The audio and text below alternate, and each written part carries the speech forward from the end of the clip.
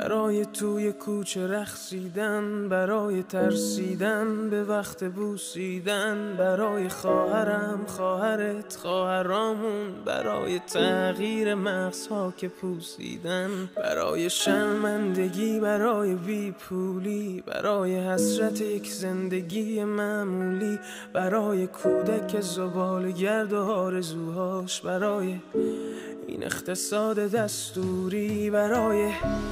این هوای آلوده، برای ولیعصر و درختای فرسوده، برای پیروز و احتمال انقراضش، برای سگهای بیگناه ممنوعه، برای